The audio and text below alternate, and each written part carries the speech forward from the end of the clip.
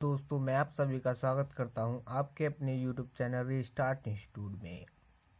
आज हम प्रश्नावली 3.1 के क्वेश्चन नंबर 6 से सॉल्व करेंगे। इससे पहले वीडियो में हमने क्वेश्चन नंबर 1 से 5 तक के क्वेश्चंस को सॉल्व किया था और इस वीडियो में हम क्वेश्चन नंबर 6 से सॉल्व करेंगे और इस एक्सरसाइज को आज ही ख़त्म करेंगे। तो इसका पहला प्रश्न है, इसमें निम्नलिखित समीकरणों के x तथा y z के मान ज्ञात कीजिए। तो हमको क्या करना है, इसमें x y z के मान ज्ञात करने हैं।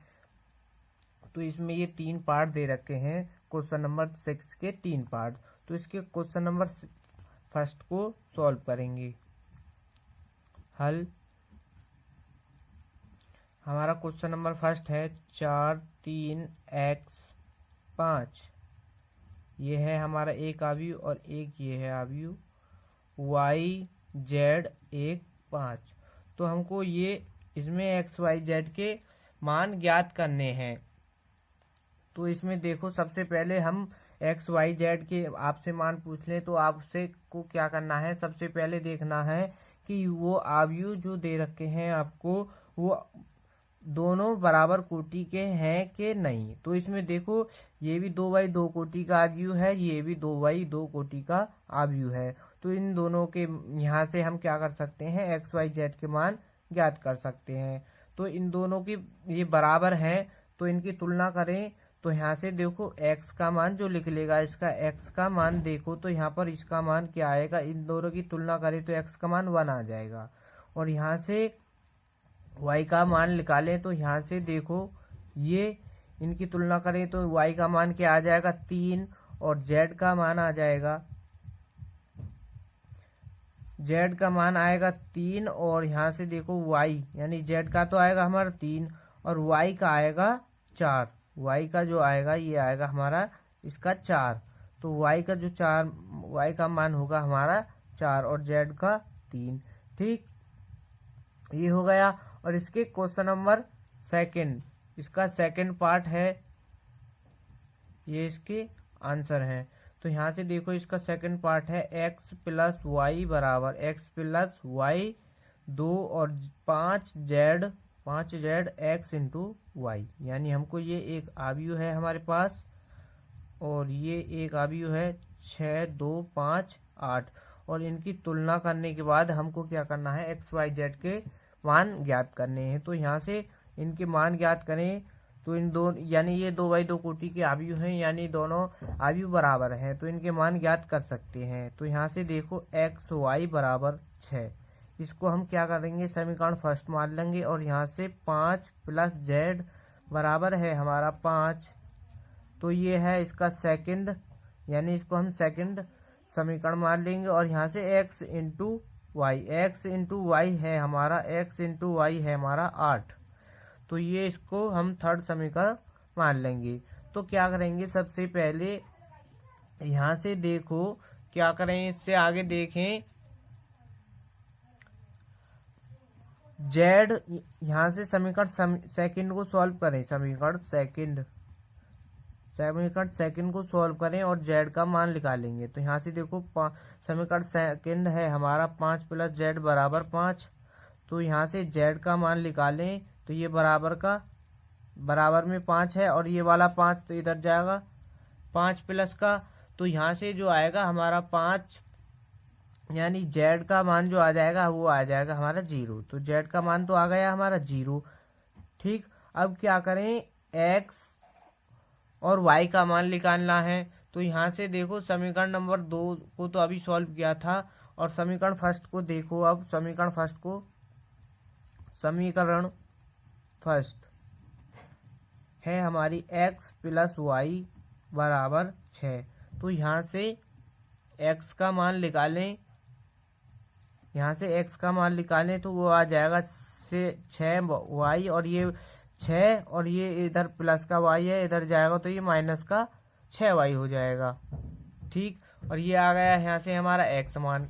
तो अब क्या करना है, x का मान समीकरण किस में रख दो, थर्ड में, यानी x का मान समीकरण थर्ड में रखेंगे।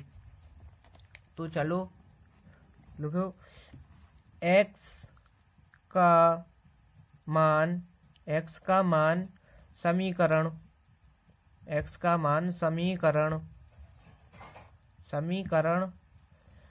थर्ड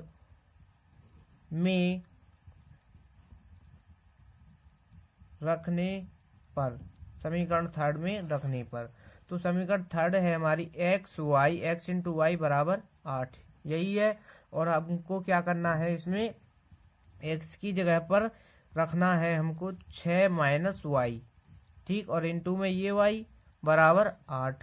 अब क्या करें, इस y की गुणा इसमें अंदर मार दो, तो ये हो जाएगा, इधर तो हो जाएगा 6y और इधर हो जाएगा ये y स्क्वायर बराबर 8, ठीक, ये हो जाएगा। अब क्या करेंगे इसको, यानी y स्क्वायर को आगे लिख देंगे, इसको अब क्रम से लिख देंगे, y स्क्वायर माइनस का 6y और ये इधर बराबर 8। तो अब क्या करें, y स्क्वायर माइनस का 6y और इधर ये हो जाएगा प्लस का 8, ठीक, प्लस का 8 और ये बराबर का 0, बराबर 0 हमने बाहर निकाल दिया। तो यहाँ से अब ये एक समीकरण बन गई। तो इसके हमको क्या करना है, एक फैक्टर यानी गुणनखंड करनी है। तो इसके गुणनखंड होंगे हमारे y square minus 4y plus 2y, यानी जोड़ करके आना चाहिए हमारा 6 और गुणा करने के बाद आना चाहिए 8। तो 4 दूनी 8 और 4 2 6 होता है, तो प्लस का 8 बराबर 0। तो इसके गुणनखंड होंगे हमारे 2, यानी y स्क्वायर, यहाँ से y स्क्वायर कॉमन कर लो तो यहाँ पर बचेगा y प्लस y माइनस 4 और इधर प्लस का 2 कॉमन कर लिया, यहाँ पर है y और इधर है y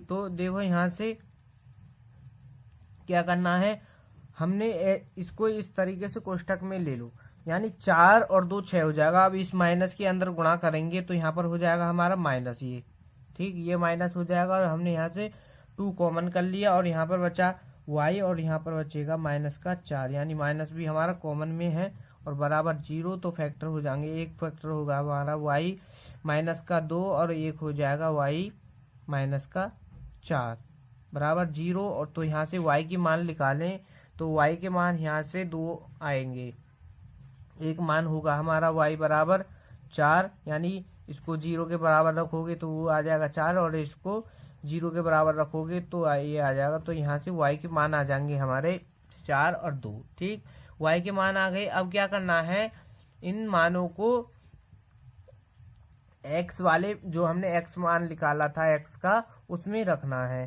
तो यहाँ से देखो x का मान आया था हमारा x बराबर 6 माइनस का y, यही आया था।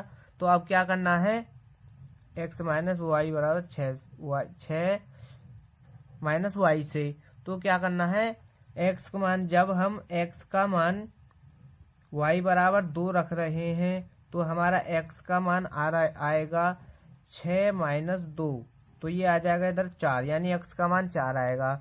और जब हम y बराबर 4 रख रहे हैं तो x बराबर आने वाला है 6 माइनस 4 बराबर 2, ठीक, ये आ गए हमारे x के मान। x के मान भी क्या आए हैं 2, ठीक, x के भी आ गए और y के भी आ गए।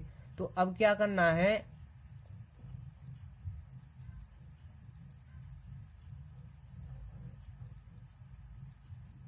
तो देखो अब इन मानों को एक जगह रख देते हैं। तो यहाँ से देखो x बराबर मान आया है, एक तो हमारा 4 और एक आया है x बराबर 2, ठीक, और ये y के मान आए हैं y के आए हैं x बराबर 4 और z, और ये इधर x y का एक मान आया है 2, ठीक, और z का मान आया है 0, ठीक, ये आए हैं हमारे x के सभी मान। तो ये इसका आंसर होगा।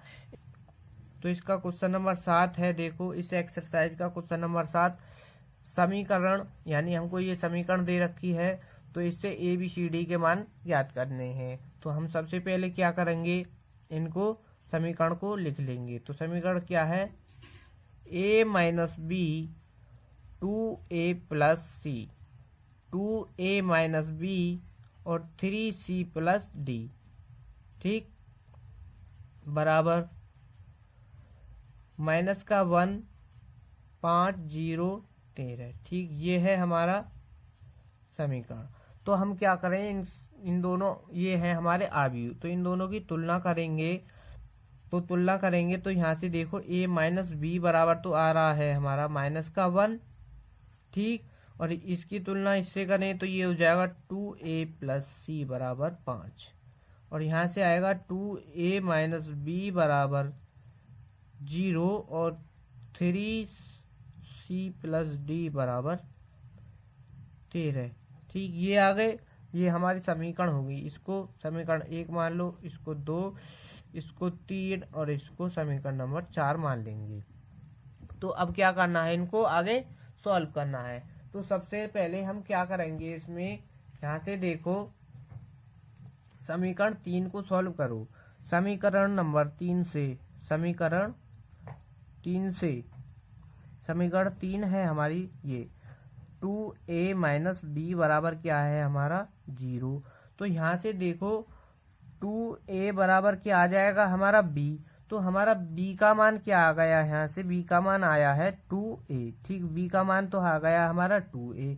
तो अब क्या करना है, b का मान समीकरण 1 में रख दो।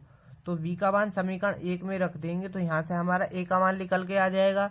तो यहाँ से देखो समीकरण यानी v का मान समीकरण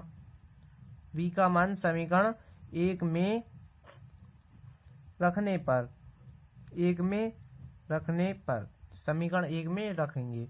तो यहाँ से समीकरण 1 है a माइनस बी बराबर माइनस का 1। तो यहाँ से a माइनस बी की जगह पर रखना है हमको 2a बराबर माइनस 1। तो यहाँ से इसको माइनस करें तो ये माइनस का a बचेगा और ये बराबर माइनस का 1।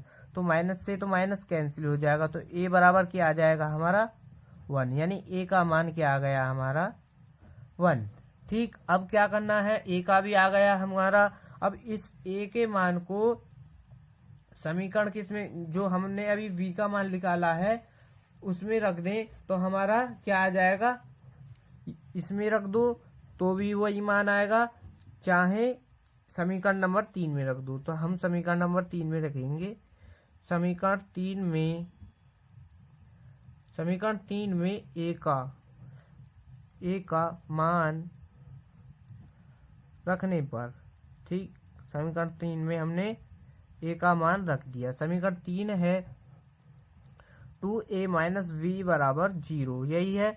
और यहाँ से देखो a का मान यानी a की जगह पर 1 रखेंगे तो इधर तो ये तो हो जाएगा 2 माइनस बी बराबर 0, ये हो जाएगा।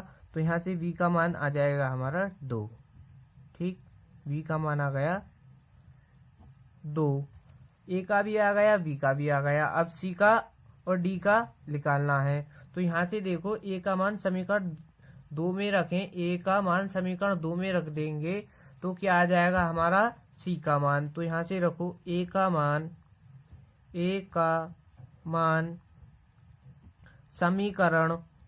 मान समीकरण 2 में रखने पर समीकरण 2 में रखेंगे। तो समीकरण 2 है हमारी 2a प्लस सी बराबर 5, यही है। और यहाँ से b का मान यानी a का मान रखना है, a का मान आया है हमारा 1, तो 1 प्लस सी बराबर 5, ठीक। ये यानी हमने a की जगह पर 1 रख दिया, इसकी 2 गुणा करेंगे तो ये हो जाएगा 2 प्लस सी बराबर 5।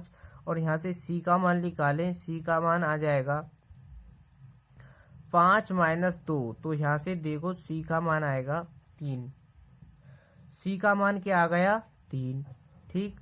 अब d का रह गया है, तो यहाँ से देखो c का आ गया, c और d यानी c किस में है, इसमें, c d इसमें है, समीकरण 4 में है। देखो समीकरण नंबर 4 में c और d। तो अगर यहाँ से हम c का मान यहाँ पर रख दें तो d का मान आ जाएगा।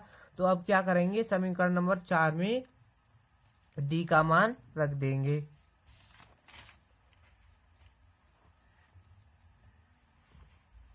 तो समीकरण समीकरण